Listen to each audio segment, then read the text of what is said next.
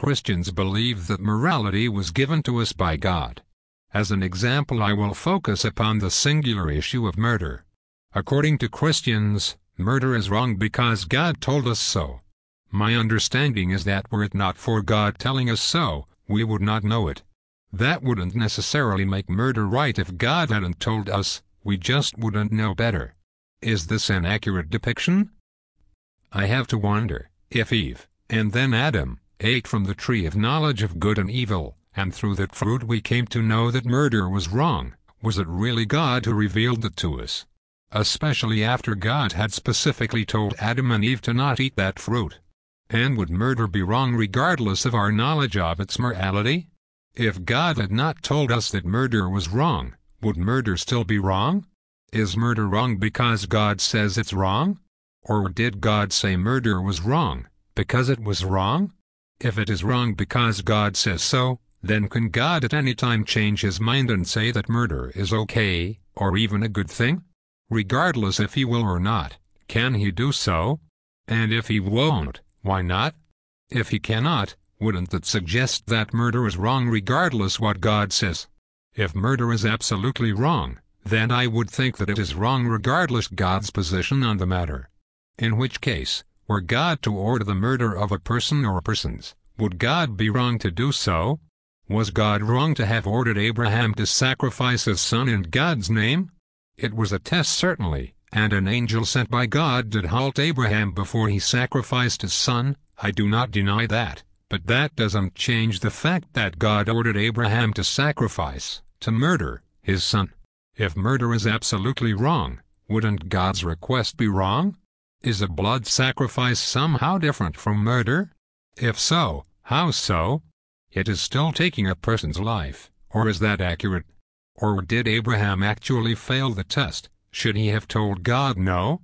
That would be disobedience, but it would be the moral thing to do. How about war? God ordered the Jews to war on regular occasion in their conquest of the land he promised them. Not only were they ordered to conquer their enemies, they were ordered to kill their enemies, to kill their sons, to kill their wives and any woman who had known a man, leaving only their virgin girls. If murder is absolutely wrong, isn't that wrong? Does the fact that it is war somehow change the rules on murder? I could understand killing one's enemies, but to kill the non-combatants, to kill their children and their wives, that's not killing your enemy on the battlefield. How is that not wrong? Is God somehow above morality? How can murder be absolutely wrong if God is above it? Back to war though, I could understand in war, killing in defense of an attacking army, but wouldn't the attacking army be in the wrong? So would God have been wrong in ordering the Jews to attack? If murder is absolutely wrong, how is God justified by ordering any attack for any reason? Is the Bush Doctrine immoral, the concept of anticipatory self-defense, attacking the enemy before they can attack us? The enemy has not attacked yet, and as such are only the enemy because one perceives them to be. Is it self-defense to attack someone you only expect to attack you? I understand that in a nuclear age, a single missile can cause an incredible amount of death and destruction, crippling one's opponent before they have a chance to gather their defenses. But does that make it right? If no attack comes from either side, no anticipatory strike, and no actual attack from those expected to attack, then murder will not have been committed by anyone. But if an anticipatory strike is launched against one who is expected to attack, but never would have, then would murder have been committed by those who claim to be acting in defense? Speaking of acting in self-defense, is murder in self-defense moral? If murder is absolutely wrong, then even killing someone who is attacking you becomes wrong. Yes, defend yourself, but if the attacker is determined to kill you at all costs, even the cost of their own life, then does it become permissible to take their life in defense of your own?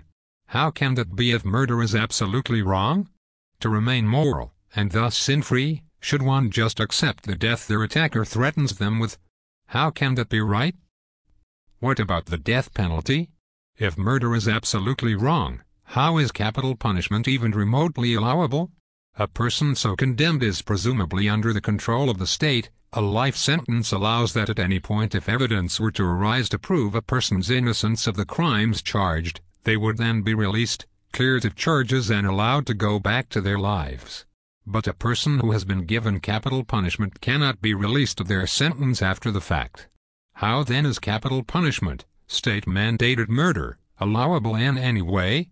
Why is it that those who profess absolute morality also tend to be supporters of capital punishment? How about murder in defense of another's life? I've already mentioned self-defense, but that assumes there's an attacker. Say a situation hung in the balance of a person's life. If nothing were done, 2 people would die. But if one person's life could be taken, the other would be able to live. Either way, the first dies, but only in killing the first can the second live. If killing is absolutely wrong, to die, but if the first life can be taken, a life could be saved. Wouldn't the moral thing be to try and save someone's life when all else means death? If morals are absolute, even one small error can prove that wrong.